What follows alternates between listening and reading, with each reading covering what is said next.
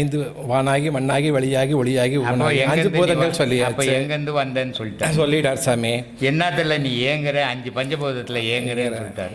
உலகமும் 5 பஞ்சபூதத்தில் நீர் நெருப்பு காற்று ஆகாயம் பூமி 5 பஞ்சபூதத்தில் இயங்குது. இந்த மனித உடலும் 5 பஞ்சபூதத்தில் இயக்குது. அதையும் சொல்லிட்டாரு. அப்புறம் என்ன சொல்லணும்னா அந்த பின்னாடி வர்றது நீயாகி அவரவர் கூத்தாட்டு வானாகி உன் கூத்து நீ என்ன கூத்து ஆடினியோ அதுக்கேற்ற மாதிரி தான் உனக்கு பின்னாடி வாழ்வு அமைப்போகுது. இங்கே கடவுளுக்கே வேலை கிடையாது. நான் என்ன கூத்தாடுறனோ அதுக்கேற்ற மாதிரி அடுத்த பிரிவில் எனக்கு வாழ்வு அமைப்போகுது. அப்போ இந்த கூத்தை நான் முதல்ல யோசிக்கணும். நான் எந்த கூத்தாடணும்? உலக கூத்தாடனா உலகத்துக்கு ஏற்ற மாதிரி என் வாழ்க்கை அமையும். தெய்வ கூத்தாடணுன்னா அதுக்கேற்ற மாதிரி என் வாழ்க்கை அமையும். அப்போ நான் எந்த கூத்தாடணும்னு சொல்லிட்டாரு.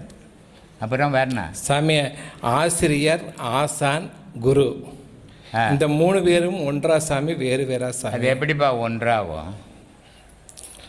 மாதா பிதா குரு தெய்வம் ஒன்றாகுமா? ஒன்றாகுமா சாமி? மாதா பிதா குரு தெய்வம் ஒன்றாகுமா சாமி? அதாவது ஒரு குரு வந்து தாயாகவும் தந்தையாகவும் குரு இருக்காரு. குரு எதுவாக வேணா இருந்துட்டு போட்டோம். மாதா பிதா குரு தெய்வம் 3 ஒன்றா 4 ஒன்றாகுமா? இல்லை சாமி. அப்போ எப்படி ஆசிரியர் ஒன்றாகும்? ஆசான் எப்படி ஒன்றாகும்? குரு எப்படி ஒன்றாகும்? ஆசிரியர்னால் நீ எங்கன்னா ஸ்கூலில் போனால் 4 புக்கு பேப்பர் எடுத்து அதில் இருக்கிறத படிச்சுட்டு சொல்லிட்டு போன ஒரு ஆசிரியர். நீ ஒரு தொழில் கற்றுக்கணும். அந்த தொழிலுக்கு ஒருத்தர்கிட்ட போனீங்கன்னா அந்த தொழிலை கற்றுக் கொடுத்த ஒரு ஆசானு, தெய்வீகத்தை கற்றுக் கொடுக்குற ஒரு குரு. அதனால் மாதா உலகத்தில் சிறந்தவோ உயர்ந்தவோ பல வீடியோக்களில் சொல்லிக்கிறேன். தாய் பெண்ணுன்ற ஒரு உருவம் இல்லைன்னா உலகம்னே ஒன்று கிடையாது. எல்லா ஜீவராசிலையும், மனிதனில் மட்டும் இல்லை, உலகத்தில் உள்ள அத்தனை ஜீவராசிலையும் பெண் உருவம்னு ஒன்று இல்லைன்னா உலகம்னே ஒன்று கிடையாது. அந்த பெண்ணுக்கு உறுதுணையாக ஆண் இல்லைன்னா அந்த பெண்ணு வாழவே முடியாது. இதை பல வீடியோக்களில் சொல்லியிருக்கிறேன் நான். அப்போ பெண்ணுன்ற ஒரு புனித பொருள், அது பெண்ணுன்ற ஒரு உயர்ந்த பொருள். அதனால் சொன்னான் மாதா உயர்ந்தவடா. சரி, மாதா மட்டும்தான் உயர்ந்தவளா அப்படின்னா இல்லைப்பா. மாதாவுக்கு தானம் கொடுத்தவன் தந்தை உயர்ந்தவன், பிதா உயர்ந்தவன். பிதா தானம் கொடுக்கலன்னு சொன்னால் இவன் மாதாவாயே இருக்க முடியாது, கன்னி பொண்ணாகவே இருக்கணும். அப்போ பிதா தானம் கொடுத்ததால் தான் இவன் மாதாவானா, தாயானா. அப்போ தாய்க்கு ஒரு தகப்பு வேணும். அப்போ தகப்பனும் உயர்ந்தவன் தான். சரி, இவங்க 2 பேரும் இல்லைப்பா, இவங்கெல்லாம் கடமைக்கு உனக்கு 10 புள்ள பெற்றாங்க, புள்ள ஓன என்ன பெற்றுக்கினாங்க. அவங்க போகும்போது போய் ஊந்திங்க, பிறந்துட்டிங்க. ஆனால் குரு அப்படி இல்லை. கடவுள்ன்ற வேஷம் போட்டுக்கின்னு வந்துக்கிறான் குரு வடிவத்தில். அவன் மாதா பிதாவை விட உயர்ந்தவன். சரி, அவன் மட்டும் உயர்ந்தவன் இல்லை, அவனை விட உயர்ந்தவன் கடவுள். அதனால் மாதா பிதா குரு தெய்வம் உயர்ந்தது. நம்மால் என்ன ஆகுதுன்னா, என்னங்க தெய்வத்தெல்லாம் சொல்லலைங்க, மாதா பிதா தான் உயர்ந்தது. ஏன்னா ஆரம்ப பள்ளியில் படிக்கணுங்க எம்ஏ புக்கை பிடிப்பாங்க. ஆரம்ப பள்ளியில் படிச்சுங்கிறீங்க நீங்கள். அதனால் மாதா பிதா வரைக்கும் சொன்னாங்க உயர்ந்தவன்னு. எம்ஏக்கு வரும்போது கடவுள் தான் உயர்ந்தவன் சொல்லுவாங்க. அதான் இங்கே நடந்துங்குது. சொல்லு சாமி. சாமி, ஒரு காலத்தில் கோவில்கள் வந்து நீதிமன்றங்களாக இருந்தது, பாடசாலைகளாக இருந்தது, கலைமன்றங்களாக இருந்தது, மருத்துவமனைகளாக இருந்தது. நம்ம ஏதாச்சும் முடியலன்னா அந்த கோயிலில் போய் இதெல்லாம் பண்ணிகிட்டு இருந்தோம். எல்லாம் சிறப்பாக இருந்தது. நாளாக அதெல்லாம் வெளியேற்றப்பட்டது சாமி. அது எதனால் சாமி? இப்போ நீ முதல்ல இதெல்லாம் போட்டுனந்தியா சாமி? இது வந்து மருத்துவத்துக்கு போட்டுனந்தியா?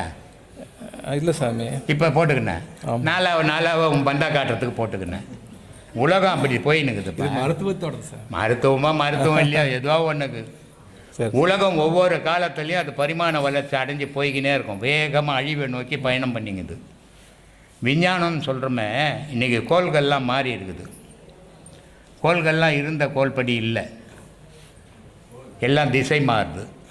இந்த திசை மாறுறதுக்கு என்ன காரணம்? விஞ்ஞானம் ஒரு காரணம். அங்கே போய் ராக்கெட்டை விடுறது, இங்கே போய் ராக்கெட்டை விடுறது, இதெல்லாம் விட்டு கோள்கள் மாறும்போது அதனுடைய செயல்கள் மாறும்போது மனிதனுடைய குணங்கள் மாறுது. அதனால் அதெல்லாம் போயிடும். ஒருத்தன் சொல்கிறான் கோயில் எதுக்கு குளம் எதுக்குடா,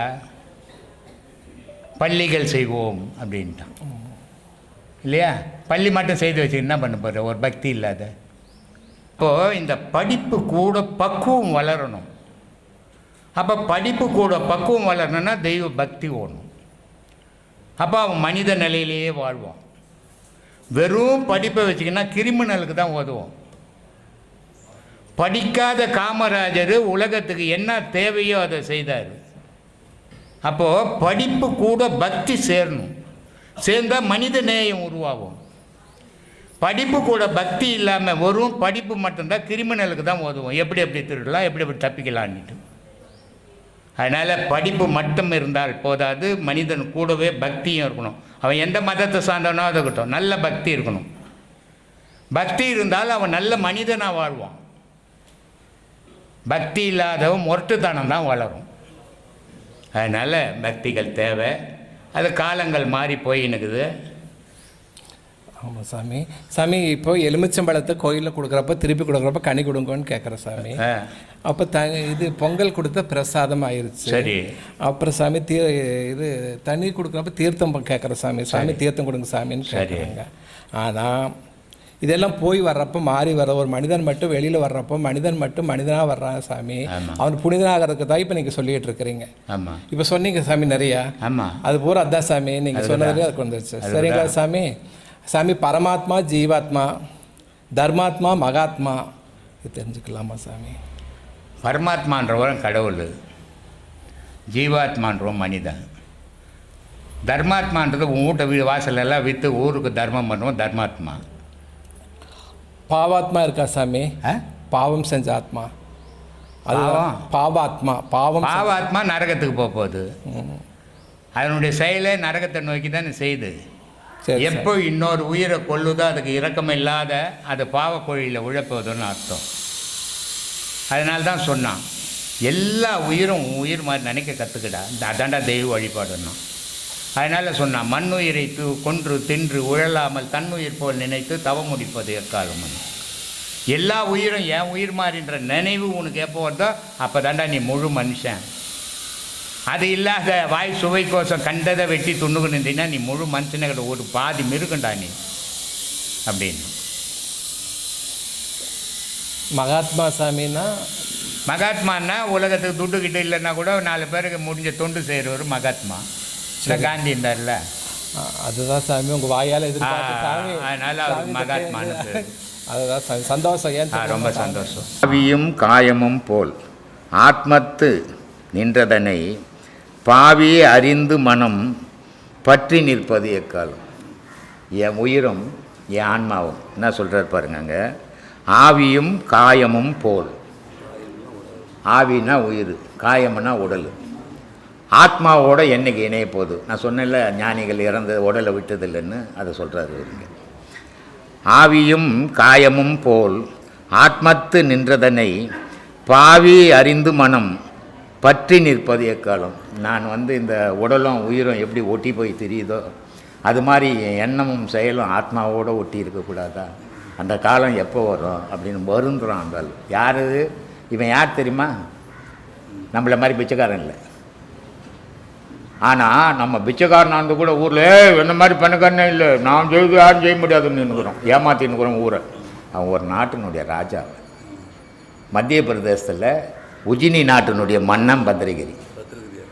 அவ்வளோ பெரிய மண்ணை அந்த நாட்டையே தூக்கி போட்டுட்டு பட்டினத்தார் கூட சீடனாக வந்துட்டார். திருவடி மார்கூரில் மோட்சம் அடைஞ்சார். அப்படிப்பட்ட ஞானி சொல்கிறாரு, ஆன்மாவோடு இந்த உடலும் உயிரும் ஒட்டிக்கிற மாதிரி நானும் ஆன்மாவும் ஒட்டி இருக்கக்கூடாதா? அது பிரிஞ்சிடறேன்னே அப்படின்னு வருத்தப்படுறாரு. ஆனால் நம்ம பிரிஞ்சாதானே உலக செயல் செய்யப்படுவோம், நம்ம சேர்ந்துடக்கூடாதுன்னு கஷ்டப்பட்டுங்கிறோம். அவன் சேர்லையேன்னு கஷ்டப்பட்டான். அவன் ஞானியாக நம்ம ஞானியாக பாரு. அப்படி இருக்குது சாமி. எங்கும் பரவடிவாய் என்ன வடிவு நின் வடிவமாய் கங்குல் பகல் இன்றி உன்னை கண்டிருப்பதே காலம். கண்டில் கங்குல் பகல்னா தெரியுமா? ம் கங்குல்னா இருட்டு சாமி. இருட்டு. கங்குல்னா இருட்டு, பகல். கங்குல் பகல். இருட்டும் வெளிச்சமும் இல்லாத இடத்துல என் இறைவன் இருக்கிறான். நான் அங்கே போகிறது எந்த காலம்? இரவு பகல் அற்ற இடம். இந்த இரவு பகல் அற்ற இடத்த அவங்க என்ன சொன்னாங்க? கங்குல் பகல் அப்படின்ட்டாங்க. அந்த மாதிரி இருக்குது சாமி. இன்னொரு இடத்துல சொல்கிறார் இந்த அறிவை பற்றி பாருங்கள். சத்தம் பிறந்த இடம் தான் மாயமாய் நின்ற இடம், சித்தம் பிறந்த இடம் தேர்ந்தறிவது எக்காலம். எனக்கு எங்கேருந்து சத்தம் வருது, என் அறிவு எங்கேருந்து பிறந்தது, நான் இதை ஆராய்ஞ்சு தெரிஞ்சுக்கிறது எந்த காலம், அதோட ஒன்றி வாழறது எந்த காலம். அப்போது இதெல்லாம் எப்போ வரும்னா கடவுள் வழிபாட்டில் போகும்போது தான் இவங்க முன்னை பற்றி நீ ஆராய்வேன். பக்தி உலக விஷயத்தில் போகும்போது இதை பற்றிலாம் நீ ஆராய முடியாது. வெளி விஷயத்தையே வெளி தோற்றத்தையே பார்த்து ஏமாந்து போய் வாழ்ந்துடுவோம். ஆனால் உன்னை பார்த்து வாழும்போது தான் நீ உஷாராக வாழறன்னு அர்த்தம். இது பிரம்மத்தை அறியறதுக்கு இதெல்லாம் வழி. ஆமாம், பண்ணலைன்னா அது அறியவே முடியாது. நீ எவ்வளோ பக்தி பண்ணினாலும் எத்தனை சாமி கும்பிட்டாலும் ஒன்றும் சாமி கும்பிட்றது போகிறது வர்றதுல ஒரு மன நிறைவுப்பா. சாமிக்கு காது இருக்குதா சொல்லு, கண் இருக்குதா? ஒன்று கண் இருந்தால் நீ எப்படியாப்பட்ட நிலைய இருக்கிறேன்றது அது பார்த்தாவது என்ன கொடுக்கும். ஒன்று காது இருந்தால் நீ சொன்னதையாவது கேட்டு என்ன செய்யும். ரெண்டும் இல்லாத பொருள், அது ஒரு உருவம். உள்ளே இருக்கிற பொருளை அது வெளியே அடையாளமாக வச்சுக்கிறாங்க. எல்லாராலையும் உள்ளே ஆராய முடியாது, இது ஆராய முடியாதும் வெளியே பார்த்துட்டு போட்டோம் அப்படின்றதுக்காக அந்த உருவங்களை வச்சுக்கிறத தவிர அது வச்சதும் தவறு இல்லை, நம்ம தேடுறதும் தவறு இல்லை. நினைவு பொருள், நினைவு தான் காரணம். எல்லாத்துக்கும் அடிப்படை பேஸ் நினைவு தான். அந்த நினைவை உன் உள்பக்கமாக திருப்பிக்கினா நீ இறைவன் அடையலாம், வெளிப்பக்கமாக தெரியும்னா வழிபாடு பண்ணலாம். அவ்வளோதான் வித்தியாசம். உன்னை தேடுறது தான் உனக்கு நல்லது. இப்போது உன் பிள்ளை இருக்கிறான், அவனுக்கு உன்னை தேடுறான்னு தெரியாது. அப்போ உன் பிள்ளைக்கு ஒரு அடையாளம் வேணும். டேய் கோயில்கிட்ட போகணும், இது சாமிடாது, நம்மளோட சக்தி வாய்ந்தது, நம்மளை வாழ வைக்கிறது இதுதான் அப்படி சொல்லும் போது தான் அவன் மனத்துக்குள்ளே அந்த எண்ணம் உருவாகுது. ஓ கடவுள்னு ஒன்று இருக்குது, அது நம்மளோட உயர்ந்ததாக இருக்குது அப்படின்ட்டு. ஆனால் அந்த கல்லையே கடைசி வரைக்கும் எதுவுமே காட்டின்னு இருக்கக்கூடாது, அதை காலப்போக்கில் மாற்றிட்டணும். அப்போ முதல்ல நீ மாறினா தானே அது மாறும். நீ மாறாத அதுக்கிட்ட போய் ஓ உன்னை பாரு முதல்ல உன்னை தித்திக்கி அப்புறம் நான் பார்க்குறேன்னுமா. அதனால் முதல்ல நீ வழிகாட்டியாக அமையணும்.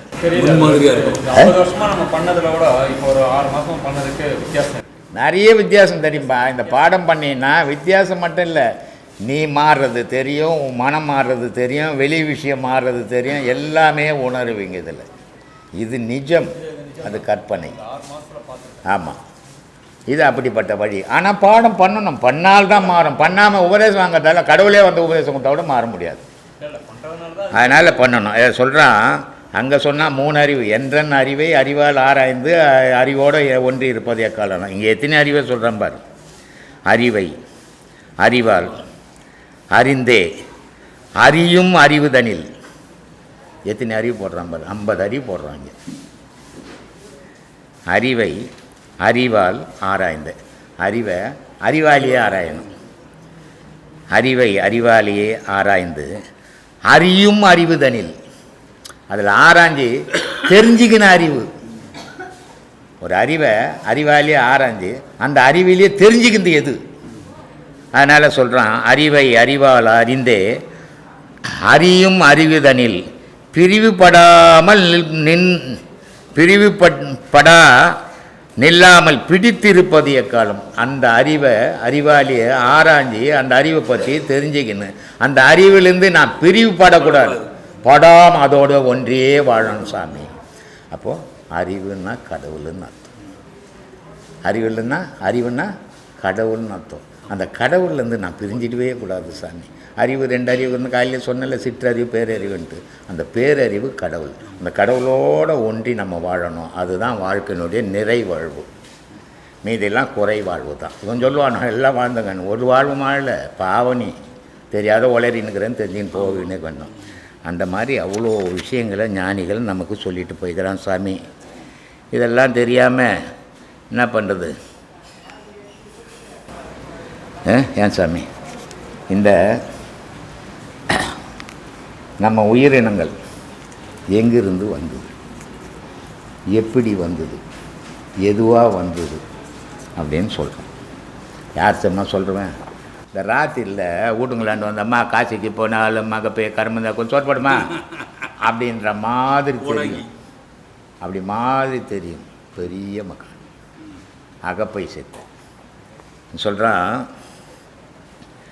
நஞ்சுண்ண வேண்டாவே அகப்பே நாயகன் தாழ் பெறவே. இதுக்கு என்ன பொருள் புரியுதா? ஏதாவது பொருள் புரியுதா? நஞ்சுன்னா என்னது? விஷம். நீ கடவுள் அடையத்துக்கு ஒன்று விஷம் சாப்பிட வேண்டியது இல்லைடாப்பா. உன் மனசை செலுத்து, நீ நவீன கடவுளை அடையலாண்டா அப்படின்றதுக்காக சொல்கிறான்.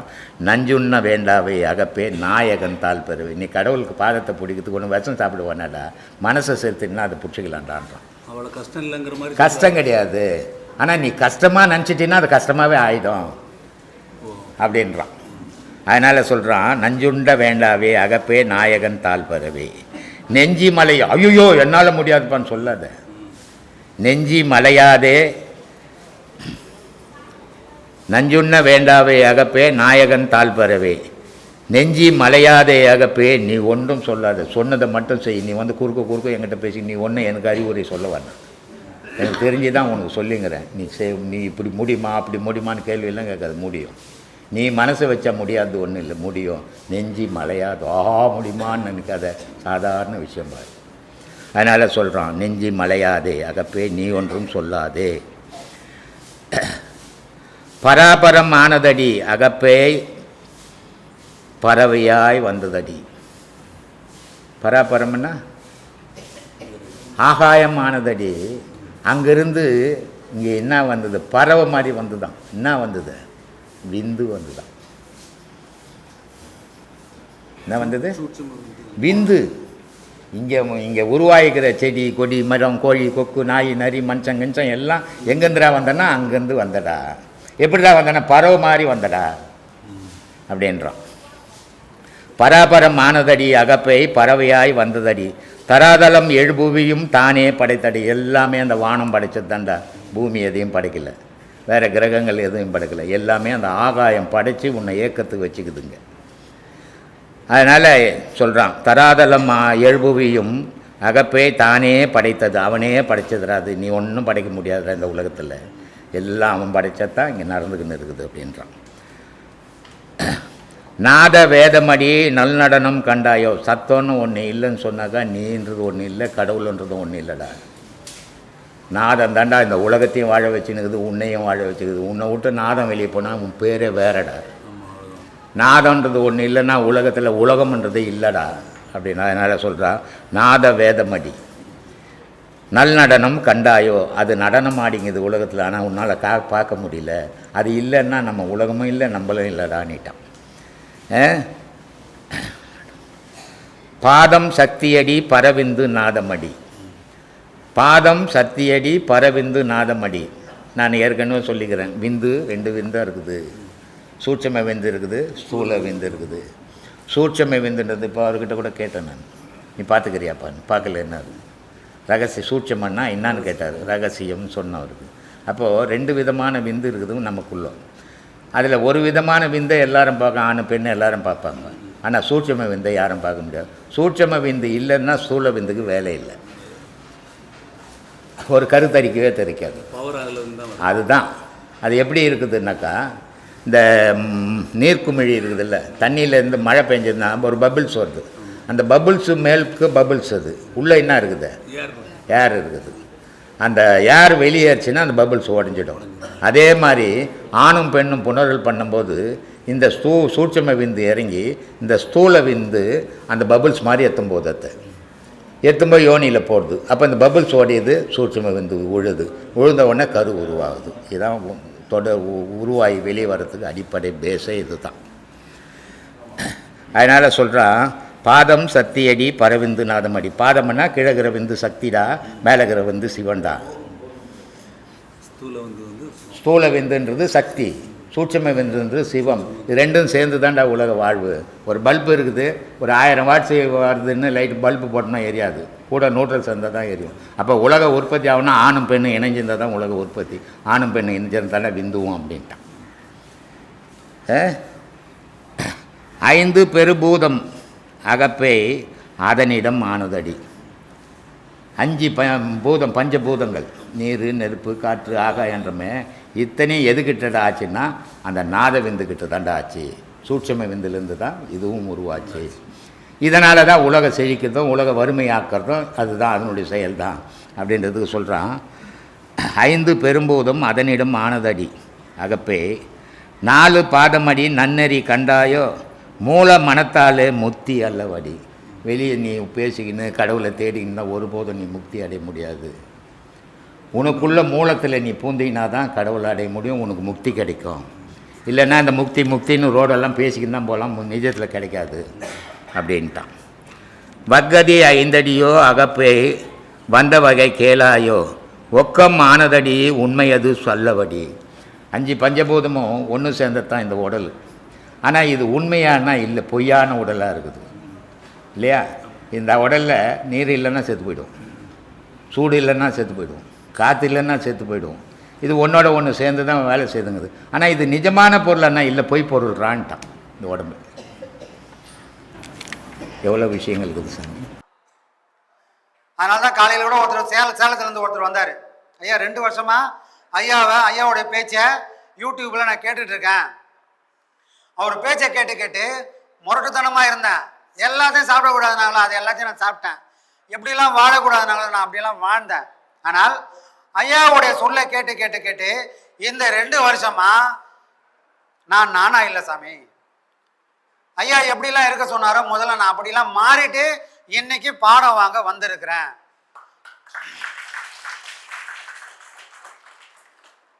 எந்த மருந்து போட்டாலும் மாறாதது இந்த மனம் மட்டும்தான். மனசை எந்த மாத்திரையாலையும் எந்த மருந்தாலையும் எந்த மந்திரத்தாலையும் மாற்ற முடியாத வல்லமை மனசுக்கு மட்டும்தான் உண்டு. ஆனால் அப்படிப்பட்ட மனசையும் மாற்றக்கூடிய சொல்லு ஐயாவுடைய சொல்லு. அதனால தான் இவ்வளோ பெரிய மாற்றங்கள் இன்னைக்கு வந்திருக்கு. அப்போ மந்திரத்துக்கு வலிமை இருக்கா இல்லையா? கண்டிப்பாக இருக்குது. ஆனால் அது யாருடைய வாயிலிருந்து வருதுன்றது தான் விசேஷம். ஐயா சொன்னது, ஐயா சொல்லும்போது அந்த வேகம், அந்த சக்தி அப்படியே நான் கேட்டுட்டு பண்ணா வருமானம் வராது. ஏன்னா எனக்குள்ள அந்த ஞானம் இல்லையே. இன்னைக்கு நிறைய பேர் யூடியூப்ல அதே மாதிரி பேச ஐயாவுடைய சொல்லெல்லாம் உள்ள வாங்கிக்கணும், இப்படி கூட சொல்லலாமா அப்படின்னு கேட்டுட்டு அதே மாதிரி சொல்றதுக்கு முயற்சி பண்றாங்களே தவிர அது அவருடைய சொல்ல மாறாது. எப்பவுமே ஐயா யாரையும் பார்த்து பேசல. அவர் ஒரு சுயம்பு. அவரு தன்னைத்தானே ஒரு கிணறு தண்ணி சுரண்டு எப்படி தோண்டி தண்ணி ஊத்து எடுக்குமோ அந்த மாதிரி தன்னையே அவர் தோண்டி அந்த ஊத்தோட வெளிப்பாடை தான் ஞானமா கொடுத்தாரே தவிர அவர் யாரையும் பார்க்கல. எந்த மகானை பத்தியும் அவர் பேசல, எந்த கடவுளை பத்தியும் அவர் பேசாத காரணம் அவர் பேசினதெல்லாம் அவர் சுயமா உணர்ந்த, அவர் சுயமா அனுபவிச்ச அந்த ஞானம் தானே தவிர அவர் படிக்கவே இல்லை. அவர் படிக்கவே இல்லை, ஆனால் படிச்சிருக்காரு. என்னப்பா படிக்கவே இல்லைன்ற படிச்சிருக்காருன்ற எதுதான் உண்மைன்னா ரெண்டுமே உண்மைதான். படிக்கலை, எதெல்லாம் படிக்கல? இன்ஜினியருக்கு படிக்கல, டாக்டருக்கு படிக்கல, வக்கீலுக்கு படிக்கல, வயிற்று பொழப்ப வயிற்றை நிரப்பக்கூடிய படிப்பை ஐயா படிக்கல. இறைவன் அந்த அனுகிரகத்தை ஐயாவுக்கு கொடுக்கல. ஆனால் இறைவனை அடையக்கூடிய படிப்பை இறைவன் கொடுத்துட்டான். ஒரு டாக்டரால இன்னொரு டாக்டரை உருவாக்க முடியுமா? வாய்ப்பே இல்லை. அவர் எங்கே போனான்? காலேஜுக்கு தான் போனோம். ஒரு வக்கீல இன்னொரு வக்கீல போகிறவரெல்லாம் கூட நான் உன்னை வக்கீல மாத்துறேன்னு மாற்ற முடியாது. எல்லார் கதையும் அப்படிதான். அவர் எங்கன்னா போய் ஒரு இடத்துல படிச்சு தான் வரணும். ஆனால் ஒரு மகான் மட்டும்தான், ஒரு ஞானி மட்டும்தான் தன்னை நாடி வந்தவங்க கூட அறியாமை எல்லாத்தையும் விலக்கி அவங்களையும் ஞானி ஆக்கிறதுக்கு பாடுபடுறவரு ஒரு ஞானி மட்டும்தான். ஒரு ஞானியால மட்டும்தான் இன்னொரு ஞான கூட்டத்தை உருவாக்க முடியும். போய் எங்கன்னா போய் படிச்சுட்டு வாங்கன்னு அவர் அனுப்பவே மாட்டாரு. சரி, என்னை நம்பி வந்துட்டேன், நானே அதுக்கு முழு பொறுப்பு அப்படின்னு எல்லா பாவத்தையும் எல்லாத்தையும் அவரே சுமக்க ஆரம்பிச்சார். ஏன்னா நாம யாரு? அவ்வளோ புண்ணிய ஆத்மாக்களா? இல்லை. நமக்கே ஒரு டவுட்டு தான். நாம மனுஷன் வந்தோமான்னு நமக்கே ஒரு சந்தேகம் கூட வரலாம். ஏன் வரலாம்? ஐயா சொன்னாரு, நான் ஒரு காலத்தில் வாழ்ந்த மனுஷனா இப்படி தான்ப்பா வாழணும். நல்லா படிக்கணும், நல்லா வேலை செய்யணும், நல்லா சம்பாதிக்கணும், குடும்பத்தோடு வாழணும். இதை தவிர வேற என்ன வாழ்க்கை இருக்குது? அன்னன்னைக்கு என்ன சுகமோ அந்த சுகத்தெல்லாம் அனுபவிச்சு வரதானே வாழ்க்கை. மனுஷ இனம் பிறந்தது அதுக்காக தானே, சந்தோஷமா இருக்கிறதுக்கு தானே. அப்படின்னு போகக்கூடாது. இப்படி சந்தோஷத்தை தேடி போனவங்கெல்லாம் சந்தோஷமா வாழ்றாங்களான்னு எல்லாரையும் யாராவது கேட்டு பாருப்பா. பணம் இருந்தால் சந்தோஷம்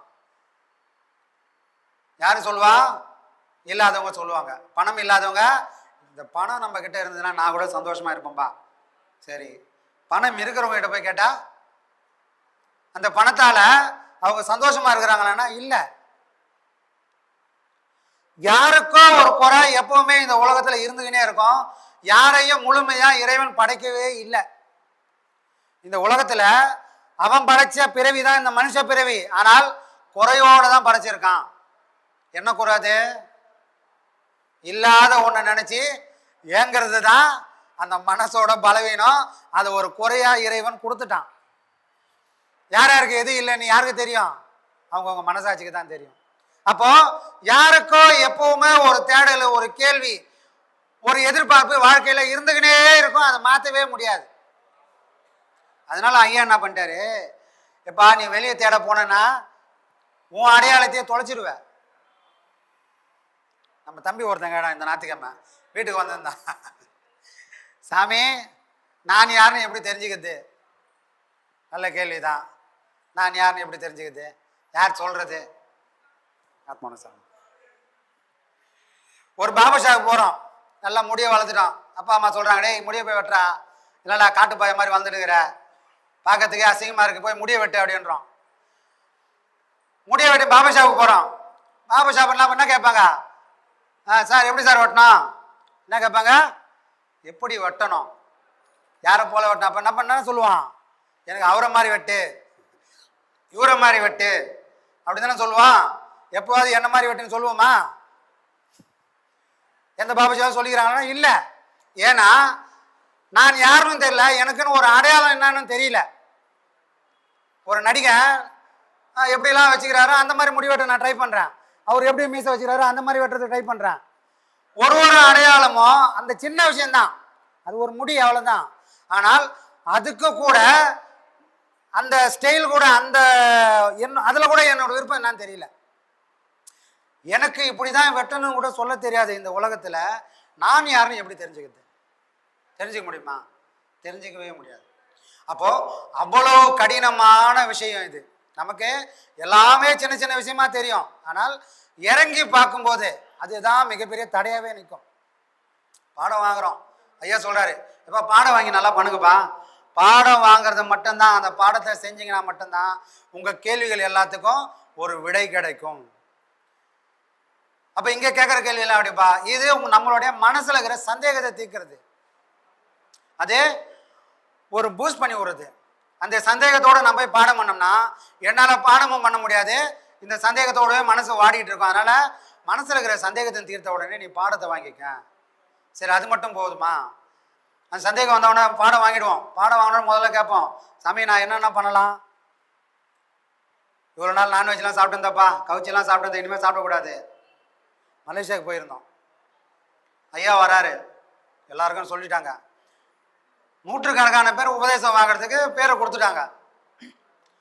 கடற்கடன்னு பேர் கொடுத்துட்டாங்க. பேர் கொடுத்துட்ட உடனே அங்கே என்ன பண்ணுறோம், பேர் எழுதி உபதேசம் வாங்கிறதுக்கு முன்னாடி சொல்கிறோம். அன்றைக்கி வந்தவங்க உபதேசம் என்னைக்கு கொடுக்குறாங்களோ முன்னாடியே பேர்லாம் கொடுத்துட்டாங்க. அப்போ அன்னைக்கு ஐயா போன அன்னைக்கு பாடம் வாங்குறதுக்கு வந்துட்டாங்க, அந்த மண்டபத்துக்கு வந்துட்டாங்க. இப்போ பாடம் வாங்குறதுக்கு வராங்க. அப்போ நான் எப்படி இருக்கணும்பா அப்படின்னும் போது அவங்க சொல்கிறாங்க, நான்வெஜ்ஜு சாப்பிடக்கூடாது. அவங்களுக்கு தூக்கி வாரி போடுது. நான்வெஜ்ஜு சாப்பிடக்கூடாதா? அப்போ நான் என்ன சாப்பிட்றது? அதனால அந்த நான்வெஜ்ஜை விட கூட முடியாத சூழ்நிலையில நிறைய பேர் பாடமே வாங்கலை. சமயம் அதெல்லாம் சாப்பிடாம நான் எப்படி இருக்கிறது? இருக்க முடியாது அப்படின்னு நான்வெஜ்ஜை விட முடியாதுன்னு பாடம் வாங்காம போனவங்க நிறைய பேர். எப்போ ஐயா கிட்ட வந்தோம், சரி இப்போ இதெல்லாம் வேணாப்பா, நீ சுத்த மொத்தமாக இருந்துக்கோ, நான்வெஜ் சாப்பிடும், சரி பரவாயில்லப்பா. அடுத்த கேள்வி என்ன வரும்? குடும்பம் எப்படி சாமி நடத்துறது? ஏற்கனவே இருந்தாமா நான் இருக்க முடியுமா? அது கேள்வி வரும். நமக்கு எப்பவுமே வெளியே இருக்கிறதையே நோக்கின்னு வரும். அதுதான் நமக்கு பெரிய தடையா வருமோ, இது தடையா வருமோ அப்படின்னு. ஐயா எந்த ஒரு ஆசிரமத்துக்கு போனாலும் அவங்க சீடர்களுக்கு சில விதிகள் இருக்கு. ஒரு சீடரும் இன்னிலிருந்து நீ இப்படிதான் இருக்கணும்னு ஒரு லிஸ்ட் போட்டுருவாங்க. ஆனால் நம்முடைய ஆசிரமத்தில் ஐயா எங்கேயுமே ஒரு லிஸ்டே போடல. ஏன் போடல? சட்டத்திட்டம் போட்டு யாரையும் சரி பண்ணவே முடியாதுன்றதுதான் ஐயாவோட தத்துவமே. நீ பாடம் பண்ணனா உன் மனசாட்சியே உனக்கான சட்டத்திட்டத்தை உருவாக்கும். நீ யாருக்கும் பதில் சொல்ல வேணாம். உன் மனசாட்சிக்கு பதில் சொல்லி நீ பாடம் பண்ணிட்டேன்னு சொன்னா உனக்கு சட்டம் திட்டமே தேவை வேணாம். நீயே ஒரு வட்டத்துக்குள்ள அழகா உட்காந்துப்ப. அப்படிதான் இன்னைக்கு எல்லாரும் பாடம் பண்றவங்க எல்லாருக்கும் ஐயா எந்த சட்டத்திட்டமும் போடல. ஆனால் இன்னைக்கு நாம எப்படி இருக்கிறோம்? நமக்குன்னு ஒரு வட்டம் போட்டுக்கின்னு அந்த வட்டத்துக்குள்ள இருக்க எல்லா முயற்சியும் தொடர்ந்து பண்ணிக்கிட்டே இருக்கிறோம். அப்போ ஆன்மீகம்ன்றது ஒரு சுதந்திரமானது. அங்க எந்த கட்டுப்பாடும் இருக்கக்கூடாதுன்றது தான் ஐயாவுடைய மிகப்பெரிய கொள்கை. ஒருவேளை அந்த சுதந்திரம் இல்லாம போயிருந்தால் ஒருவேளை சரியா இருந்திருக்குமோ அப்படின்ற ஒரு சந்தேகம் கூட இப்போ வருது. ஏன்னா காலம் எல்லாத்தையும் கேள்வி கேட்க தோணுது. உனக்கு இதுதான் வேலைன்னு சொல்லி இருந்தால் அவங்க இடத்தோட நின்று இருக்கலாம். ஆனா இங்க யாருக்கும் அதை சொல்லவே இல்லை. எல்லாருக்கும் எல்லா உரிமையும் கொடுத்ததுனால யார் யார் மனசுலையோ ஏதோ எண்ணங்கள் உருவாகி இன்னைக்கு நாம இந்த மண்டபத்தில் ஒரு நிகழ்ச்சி பண்ணக்கூடிய ஒரு சூழ்நிலை இன்னைக்கு வந்து நிற்கிறோம். இது எல்லாமே ஒரு தற்காலிகமான விஷயங்கள் தான். மனுஷ பிறவிகள் எடுத்தால் சோதனைகள் நிச்சயம். அது ஞான பாதைக்கு வந்துட்டால் அது இன்னும் அளவு கடந்து போகும். கெட்டவனுக்கு சோதனை வர்றதை விட நல்லவங்களுக்கு சோதனைகள் வரும். ராமன் தெய்வம். அந்த தெய்வமா இருந்தா அவனுக்கு எந்த சோதனையும் கிடையாது. ஆனால் அதே தெய்வம் இந்த மண்ணுலகில் மனுஷன் பிறவி எடுத்து வந்த உடனே சராசரி மனுஷனுக்கு என்னெல்லாம் சோதனை வருமோ அவ்வளவு சோதனையும் தெய்வமா வடிவெடுத்து வந்த அந்த ராமனும் அனுபவிச்சான். ஏன்னா மனுஷன் வந்துட்டால் ஒரு கட்டுப்பாடுன்றது கண்டிப்பா வந்துடும். அவனுக்கும் ஒரு விதி உண்டு. அது தெய்வமா வந்தால் கூட அங்க அந்த சக்தி வேலை செய்யாது. அப்போ நாம எல்லாரும் ஒரு விதியோட கட்டுப்பாட்டில் இருக்கிறோம். அப்போ சில சோதனைகள் வந்தே தீரும். ஆனால் நமக்கு என்ன சொல்லியிருக்காரு முன்னாடி ஐயா? ஞானம் என்னும் பொக்கிஷம் நமக்கு கொடுத்துருக்காரு. அந்த பொக்கிஷத்துல நாம கரை சேர்த்து நல்லா ஊன்றி அந்த ஞானத்தை நாம அனுபவிச்சிட்டோம்னு சொன்னால் இந்த துன்பமெல்லாம் கூடிய சீக்கிரம் மாறி பழைய நிலைமைக்கே நாம ஐயா கூட சேர்ந்து பயணம் பண்ணுவோம். அந்த நாள் வெகு தூரம் இல்லை, கூடிய சீக்கிரம் வந்துடும். சரிங்களா? அந்த நம்பிக்கை நம்ம எல்லாருக்கும். ஏன்னா இது ஒரு சிலரோட வேண்டுதல் கிடையாது. நாம் எல்லாரும் அப்பியாசிங்க. தினமும் பாடம் பண்ணுறோம். யார் கூட வச்சு பாடம் பண்ணுறோம்? நம்ம குருதேவர் கூட உட்காந்து பாடம் பண்ணுறோம். நாம் உட்கார இடத்துல நம்ம குருதேவரும் இருந்து கூட உட்காந்துருக்காரு. அப்போ நம்ம வேண்டுதலை யார் கேட்குறா? இறைவன் கேட்குறாங்களோ இல்லையோ நம்மளோட குருதேவர் கேட்டுட்ருக்காரு. அப்போ நம்ம வேண்டுதல் யாரை போய் கேட்க முடியும்? இந்த உலகத்தில் நம்மளுடைய வேண்டுதல் நிறைவேற்றத்துக்கு யாருக்கும் அருகதை கிடையாது. ஒரு ராஜா இருந்தாராம். ஒரு ஒரு குடியானவன். அந்த குடியானவன் வறுமையில் இருக்கிறான். வறுமையில் இருந்து என்ன பண்ணா, அவனுக்கு பொண்ணு இல்லை பொருள் இல்லை, ஆனால் உதவி செய்யணுன்ற மனசு இருக்குது. அவனால் முடிஞ்ச வரைக்கும் அவனை தேடி வரவங்களுக்கு ஏதோ பொண்ணு ஏதோ கொடுக்குறான், இல்லை சாப்பாடோ போடுறான், அன்னதானமோ ஏதோ பொண்ணு பண்ணி அவங்களோட தேவைகளை பூர்த்தி பண்ணுறான். அதை தாண்டி செய்யறதுக்கு அவனுக்கு சூழ்நிலை சரியில்லை. அப்போ என்ன பண்ணுறான்? அங்கே இருக்கிற நீ நல்லவன் தானே, நீ 4 பேருக்கு உதவணும்னு நினைக்கிற, நீ போய் நம்ம ராஜா போய் பாரு. அந்த ராஜா எப்படி பண்ணுறாரு? நல்ல ராஜா. அந்த ராஜா என்ன பண்ணுவார்? யாராவது இந்த மாதிரி ஊருக்குள்ளே 4 பேருக்கு உதவுற மாதிரி இருந்தால் அவங்களுக்கு என்ன தேவையோ அதை அவரை ஏற்பாடு பண்ணி கொடுக்குறாருப்பா. அப்போ நீ போய் ஒரு தடவை நம்ம ராஜா போய் பாரு அப்படின்றாங்க. சரி, அந்த ஆள் என்ன பண்ணுறாரு? ராஜா போய் பார்க்குறாரு. ராஜா போய் பார்க்குற நேரம் ராஜா என்ன பண்ணுறாரு? பூஜையில் இருக்கிறாரு.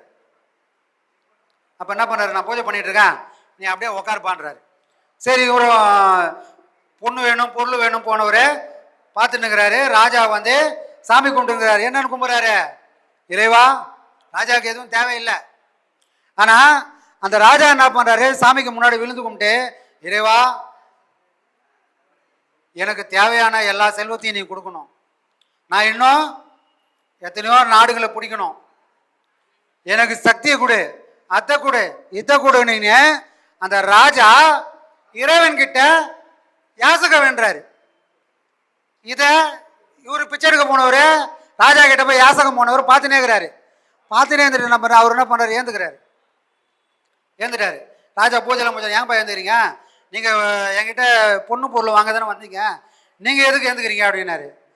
இல்லை சாமி, நானும் வாங்கணும் தான் வந்தேன், நீங்க ஏற்கனவே இன்னொருத்தர்கிட்ட பிச்சை எடுத்துக்கிறீங்க, நீங்க உங்களுக்கே கம்மியா இருக்கிற பொழுது நீங்க ஆல்ரெடி இன்னொருத்தர்கிட்ட பிச்சை எடுத்துக்கிறீங்க, நீங்க உங்களுக்கு கொடுக்கக்கூடிய ஒருத்தர் தெரிஞ்சதுக்கு அப்புறம் நான் உங்ககிட்டயே பிச்சை எடுக்கணும், நான் நேரடியாக அவர்கிட்ட போய் பிச்சை எடுத்துக்கிறேன்.